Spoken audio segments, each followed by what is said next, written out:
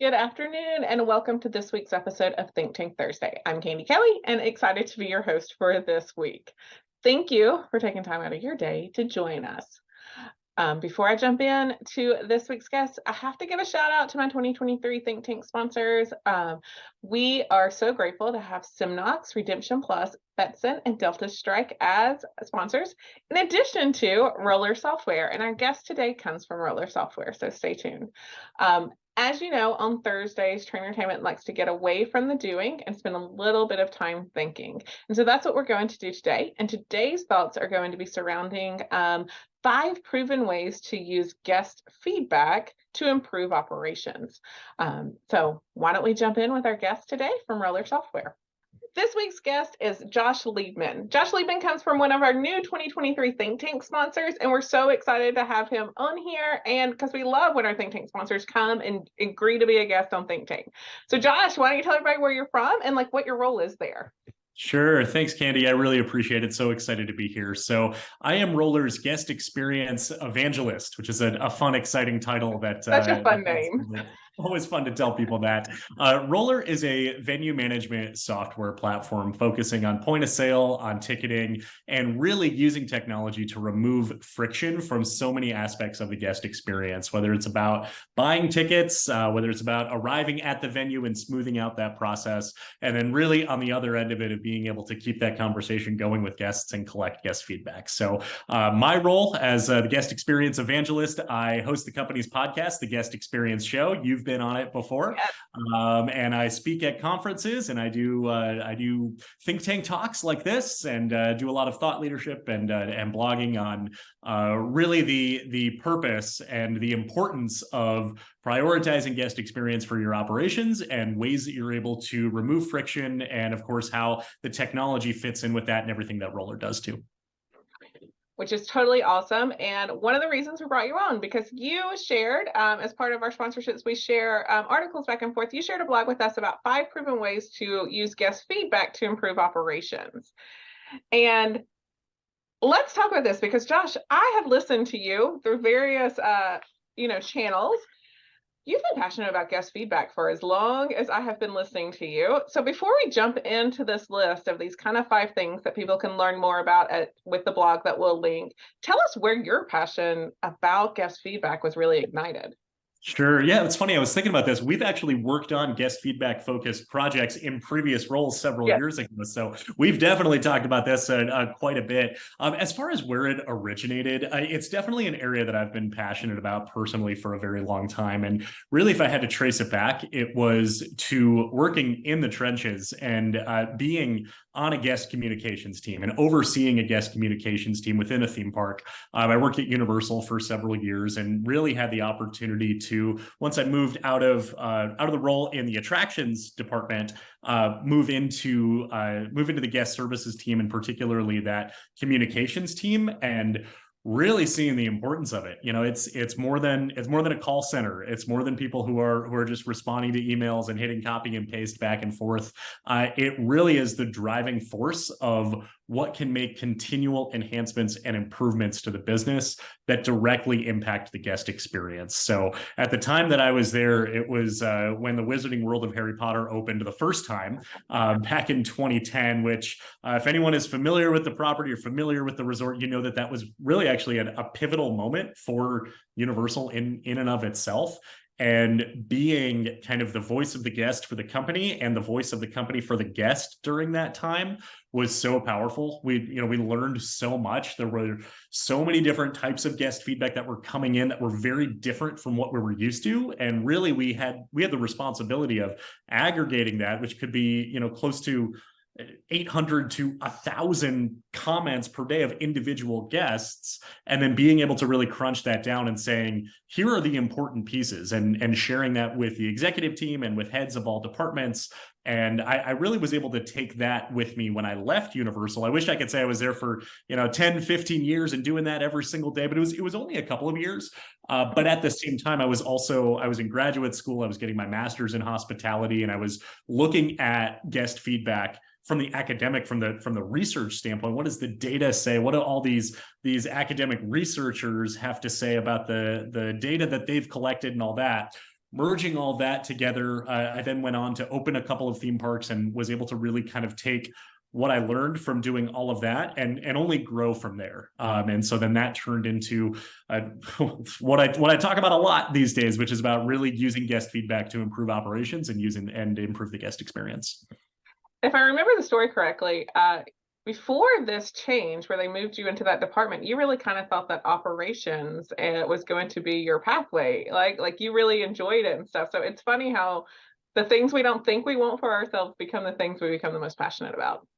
Yeah, 100%. I thought I was going to be a ride operator for the rest of my life. And, I miss it some days. Some days I just want to be a frontline employee one day, just dispatching trains. But yeah, I was able to find another calling, another purpose. Yeah. Side tip to anybody watching, if you ever run into Josh at any event, if you ask him to do his ride operator spiel for, is it still Vengeance? What's the name of that one?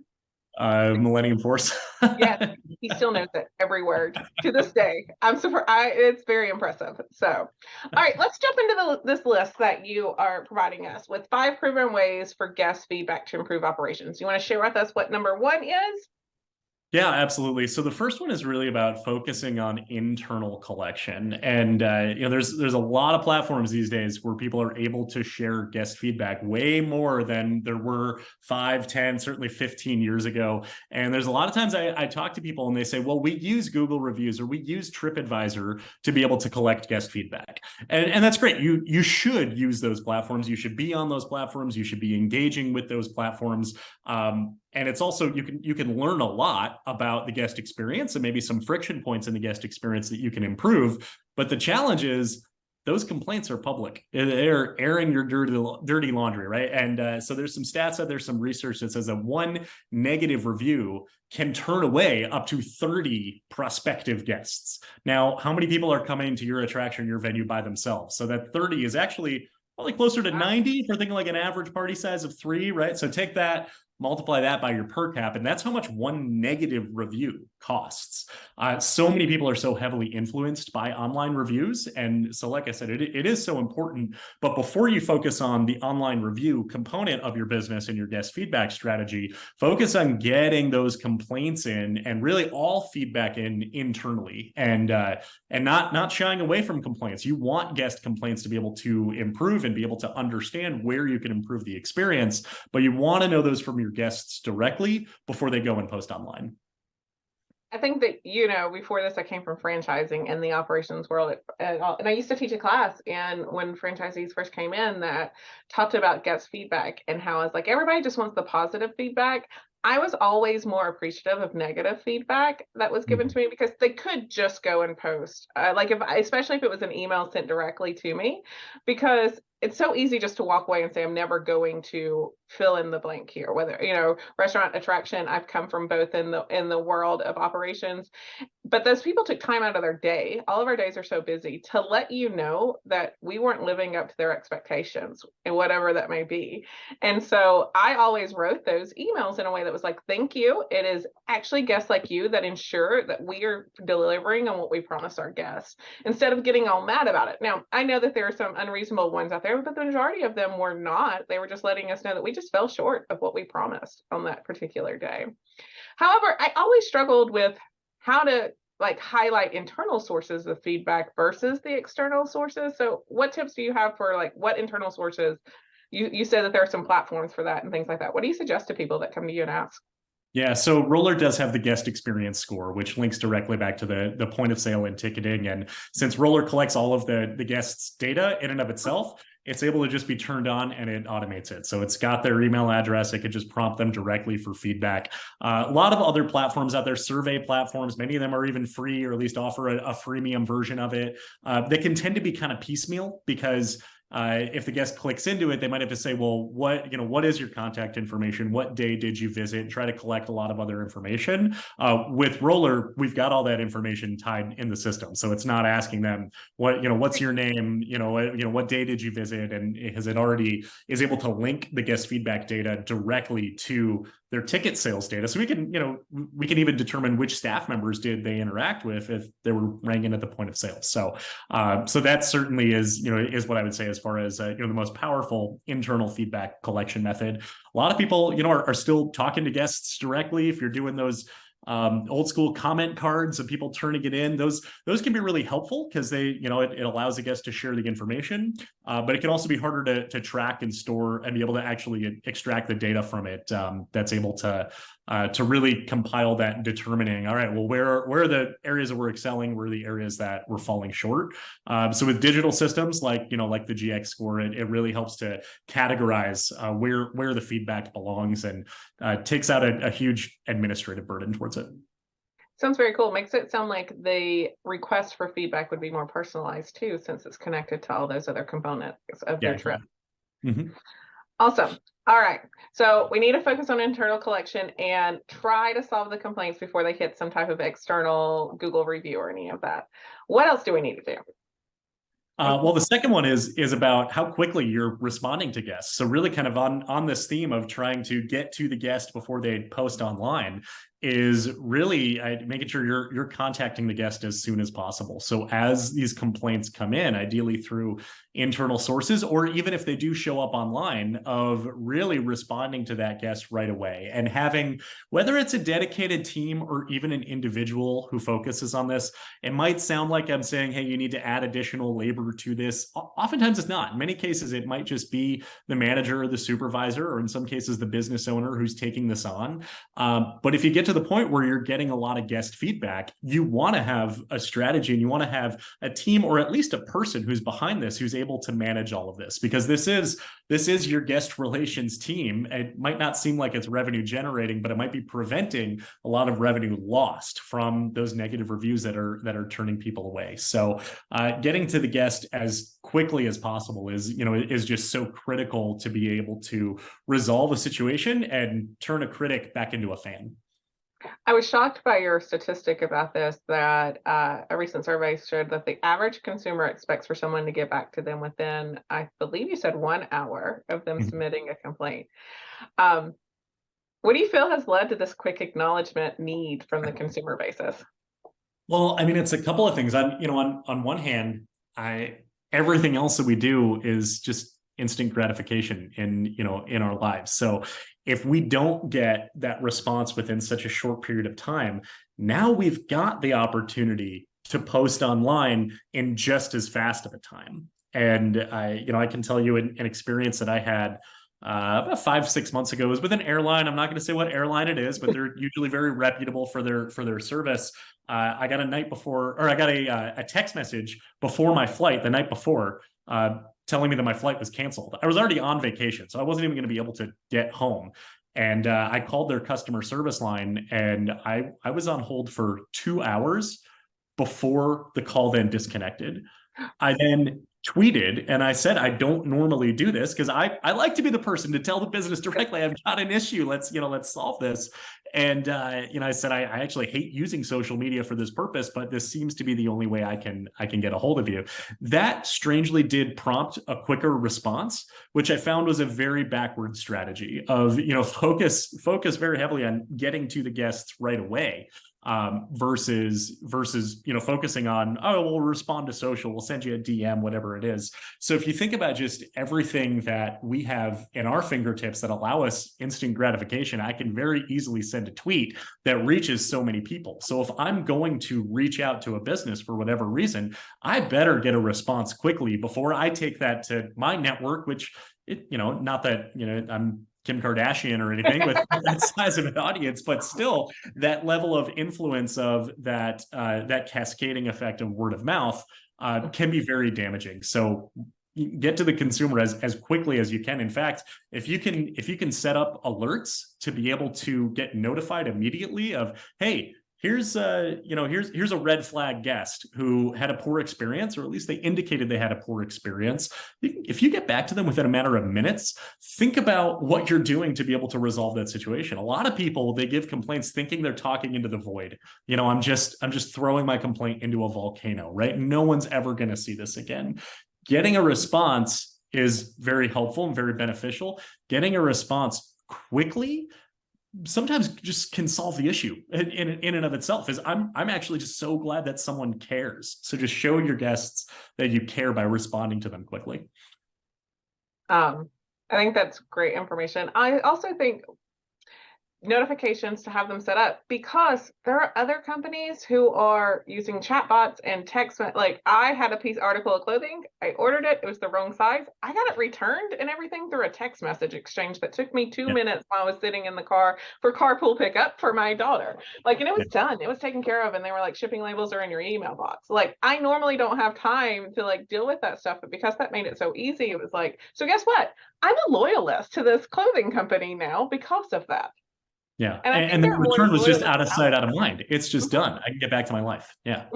And I think that we overlook the importance of creating loyalists within our fan base and our customer base.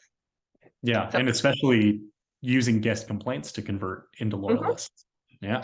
so the number 3 is interesting to me, and I think it comes from your expertise of like data collection around that, but you're talking about categories of feedback here, right?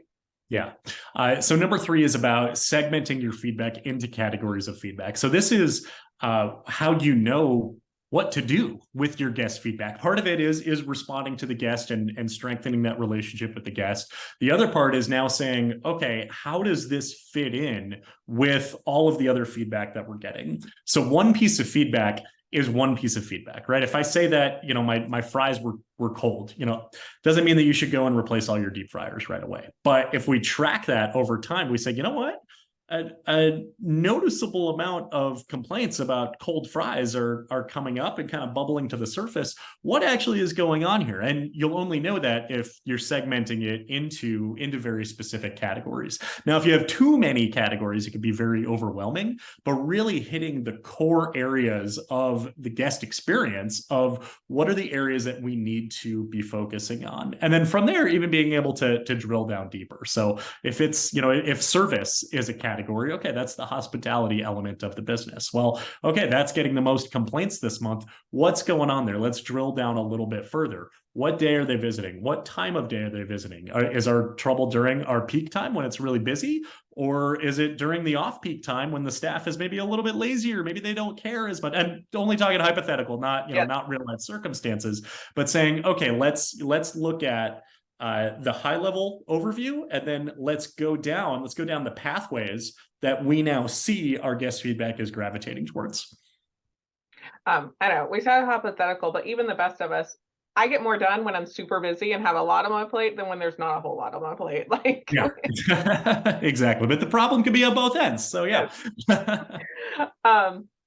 Okay, and you suggest the biggest, if I'm just starting and I'm like, what categories do I start with? You mentioned service, and I'm assuming from the fries, I'm going to say like food, probably, maybe another one. Are there any other categories you suggest people do? Yeah, totally. So yeah, so there's the service aspect of it. The facilities component I think is really important too, as far as is it too hot? Is it too cold? Is the music too loud? Maintenance areas, is the is the bathroom out of toilet paper? Things like that. Safety is also another critical category as well. And I would say that even if it's not the largest issue, look at those first to say, hey, if there's a safety concern, even if it's perception, and we're going to talk more about kind of solving for perceptions in a little bit. And then price and value. Do guests feel like they are getting what they paid for? Is it worth it in their opinion, in their perspective? I can go on. I mean, you could look at it as every single department, and then you can look at it as every single type of comment that a guest might have for each individual department. But at least when you're starting, keep it very high level. Hit the core areas of guest feedback. And in many cases, let your guests tell you what those categories are. Because as that feedback comes in, this is directed from the guests of what guests are saying. This is what's most important for me that impacted my experience positively or negatively. And then that's where you can align your attention. Then you can start to see which buckets they're putting their stuff in and are the most important. All right, moving on to number 4, you say tackle the largest issues first. I'm assuming you mean largest by what will have the biggest impact on the guest experience outside of safety. All safety should be tackled first. We are just going to like disclaimer all that stuff and say that safety always first. Yeah, so it would be what would have the biggest impact on the guest experience, and that can largely be directed by where is our biggest number of complaints. So if we're trying to say, okay, what do I need to do today to help to improve the experience, enhance the experience, make the experience better? First question is, well, what's our biggest complaint? Are people complaining about price? Are people complaining that their fries are too cold? Are people complaining about service? Are people complaining that we close too early on Tuesdays? I don't know, whatever that is, of saying, okay, if we tackle the largest issue, once we do that, once we solve for it, well, now we have another largest issue. So that's actually kind of what gets really exciting about this, is that there's always more you can do. There's always that next largest issue that you can tackle. So what it really stresses is that none of this is a set it and forget it type of exercise, that this is an ongoing initiative of improving the guest experience and letting your guests determine what your biggest issues are by aggregating that guest feedback and looking at those categories. I agree, because let's be honest, is there a cap to guest experience? Like, there's not, like, can't be the best at guest experience means that, okay, now I can get better. Like, there's not really a cap there, is there?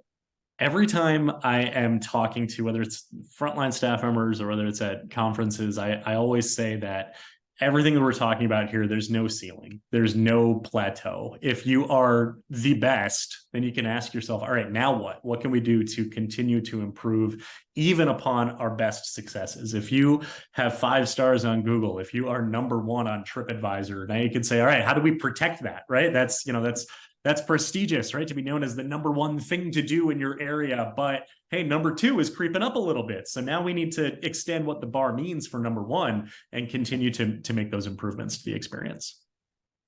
Awesome. In the blog, when you mentioned this, you mentioned something called a guest feedback strategy. And I feel like we could all probably do a whole think tank, but could you give us a synopsis of what that is? I hear people having a marketing playbook. We hear people having like standard operating procedures and stuff, but I don't hear this term that you use in your blog of having a feedback strategy. So give a quick synopsis of what you mean by that. Yeah, absolutely. And I think it really ties into kind of all these components of ways to best utilize guest feedback, because even sort of kind of tying in what we were talking about at the beginning, that feedback's coming in regardless. So you might see it on social media, you might see it on the online reviews. If you have no strategy, that's where they're showing up. And maybe you've got the occasional guest who says, let me speak to your manager, right? There's probably a healthy amount of that within any business, right? Or letters that might come in or emails that might come in. But oftentimes it can be very reactive. And a guest feedback strategy is a proactive approach to saying, we know that we've got opportunities to improve the experience, and we are going to use feedback as the guide rail for what we need to do to improve our operations, to continually make ourselves better, and to strengthen our relationship with our guests. So by responding to the guest quickly, that shows the guest to say, hey, we want your feedback. And like you said, even if they had a poor experience, thank you so much for telling us about this. This is how we get better. Even if that guest is unreasonable, you can go through that approach to actually get to, all right, what will sift to the surface as the thing that we can actually use to move forward and to be able to solve for the perception, which we'll talk about in just a second. But really that 30,000-foot view down to that granular tactic of how are we controlling the flow of guest feedback and controlling where it goes and what we're doing with it to make the business better. That's your guest feedback strategy. Awesome. Now we've alluded to #5 quite a few times throughout our conversation because I got to read this blog before, but it's like the one I'm most interested in. So tell people what you say in #5 and kind of give a synopsis of it. Solve for the perception, not just the complaint itself. And this ties into a little bit. I was thinking about this morning. There's a classic quote from Henry Ford that says, if I would have asked people what they wanted, they would have said faster horses. So a lot of times guests might be complaining about what they think they're complaining about, but the way that you interpret that could be something a little bit different, or the way that you solve for it could be how it impacts the guest experience. So for instance, we talked about prices briefly. We touched on that as a common complaint. Every business is going to get complaints to say your price is too high. Even if you are the lowest price, whatever, no matter what, it's too expensive. So the solving for the complaint would just say, okay, the solution's the opposite of the problem. We're going to lower our prices and nobody's going to complain about it anymore. Well, guess what? People are still going to complain that your prices are.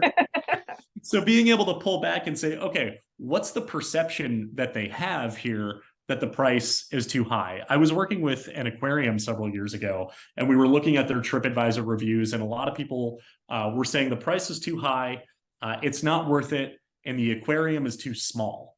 Well, okay, the opposite of that would be lower the price and make the aquarium bigger. Well, okay, one of those is a bad strategy, and one of those is a large capex investment that would take several years, right?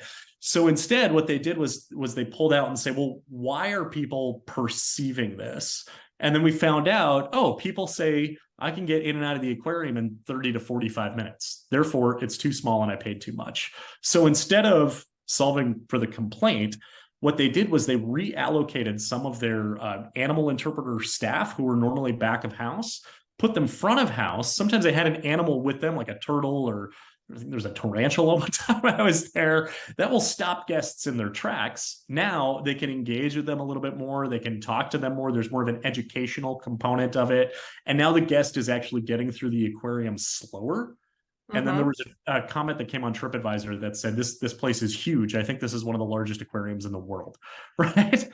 Yeah. Not a single square foot was added to the building. So they solved for the perception, not the complaint. A lot of times hotels will get complaints that the elevators are going too slow. Okay, well, the opposite of that is make the elevators faster. But instead, the perception is I'm waiting too long for the elevator. So they'll put mirrors in the elevator waiting areas, like the elevator lobby. So now everyone's just staring at themselves, right? They're only thinking about themselves. They're distracted. And then the complaints actually go down because people don't feel that long wait as much anymore. So solve for the perception rather than the complaint itself.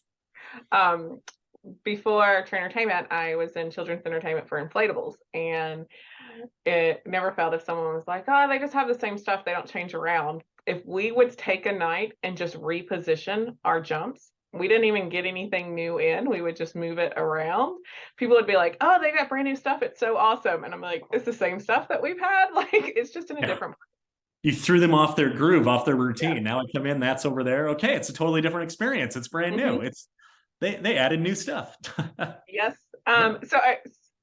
So I just want to reiterate what you said. So the solution is not always the opposite of the problem. Correct. That people should tweak that. Like that's big deal right there. Because that's how we think immediately. We just want to fix it. We just want to solve it. And that is the lazy fix sometimes, because to really find what is the true problem for the perception, you have to dig a little bit deeper into the feedback and things like that. Yeah, exactly. So all of these tips are so great for the operations, and I love how it goes together, because you brought up like doing this, people think about labor and all of that, but guys, it is the guests who are coming in that keep us in business, that share the word of mouth, like that do all of those things. Especially, we already talked about some of the online reviews. Beyond that, we ask our friends, we ask people who are around us, like, hey, I'm going to Chicago, what should I see? And so if they know that they can rely on you, and I know that you focus on like how to handle guest complaints, but one of the things I always talked about was people like to know that you're consistent. Consistency. So if they know they can trust you, and if I suggest you to someone else, you're going to give a consistent experience, whether it's good or bad, but you'll take care of it, then I have faith, and then I'm more loyal to your word of mouth marketing. Exactly. And even if the guest does have a poor experience and they do complain, and you follow these steps, you reach out to them, you resolve it quickly, you resolve it to their satisfaction, that right there actually becomes memorable. That right there becomes an experience worth sharing. And it humanizes the business to say, hey, I had this issue, XYZ, whatever happened, but I sent in a complaint. Candy called me right away. She was the nicest person in the world. You know what? I don't even remember what I complained about. I just remember talking to Candy because she was great and I can't wait to go back. Yep. And, you know, it doesn't always have to be negative. And one thing I learned in guest complaints is that listening, if you just let them share the whole story without complaining, you have a much clearer pathway on how to help them out. Some people just want to vent. Yes. They just want to be heard. They just want It to know always that. brings it down the notch from way up here to just a, now we can have a conversation. Now we can work through this together. So, well, Josh, thank you for taking your time to share this blog. We're going to link this blog. You'll see it come out in our newsletter as well. But we have a signature Think Tank question that we ask every guest that comes onto Think Tank. Are you ready? I'm ready. All right. What are you doing on a consistent basis at this season of your life to grow yourself? Yeah.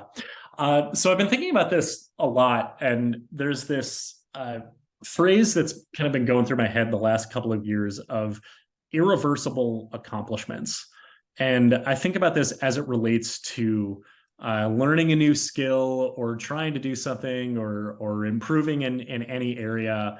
And there's a lot you can do to say, okay, I'm going to improve this specific skill, but can I align it with an accomplishment that will be irreversible? The best example I can give you, and the reason I think this started coming to mind was I ran a marathon a couple of years ago, or about a year and a half ago. And I remember while I was training, people would ask me, why are you running a marathon? And I didn't really have an answer. And then I think it kind of dawned on me while I was training is once I crossed that finish line, I will never have not run a marathon anymore at any point in my life. So that right there, that was my irreversible accomplishment to get outside, to run, to exercise, whatever it was.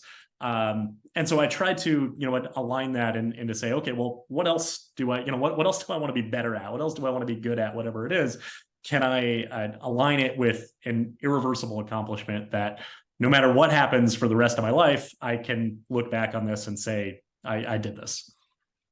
Very cool. Definitely resonates with me. I couple of years ago walked the breast cancer 3-day, and similar thing. I'd have people that were like, because I signed up by myself, I was not a part of a team or any of that stuff. People were like, why are you doing this? And I'm like, to say I did. Like, I don't really have a reason. Like there wasn't any like, it was the breast cancer 3-day. It was a good thing, but I didn't have anyone like super close to my life that like motivated the sign up for it. It was just I wanted to say I walked for the 60 miles and like got it done. You did it. Yeah. Yeah. And now you will never have not done it. Yes. There you go. Irreversible. All right. Thank you. Like I said, thank you for your time. I'm sure people, after hearing about all these amazing tips, are going to be more interested. So how do they get in touch with you? How do they contact Roller? Where do you want to send them? Yeah, so you can visit roller.software. From there, you can get a demo of the platform if you want to see it.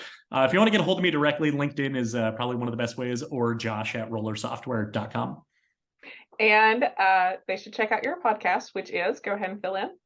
The Guest Experience Show. You can find it on wherever podcasts are distributed. So Apple Podcasts, Spotify, Google Podcasts. And if you go to the Roller website, right? Yep, you click Learn. It says The Guest Experience Show right there. Direct link there. And he has some awesome guests on his show as well. Well, okay. Thank you. And we'll see you guys next time. Thanks, Candy. Again, I want to give a thank you to Josh Liebman from Roller for coming and sharing his expertise with us today. Guys, you should check him out, the Guest Experience Show. He is a wealth of information, especially when it comes about guest feedback.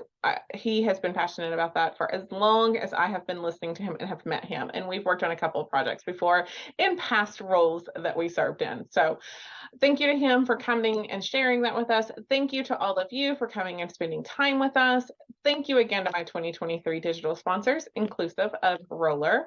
And then if you have an idea for Think Tank, if you want to be a guest for Think Tank, if you want to sponsor Think Tank, I am all ears. Feel free to email me, candy@trainertainment.net, and we can talk about that. So thank you for everyone, and I'll check you on the next episode.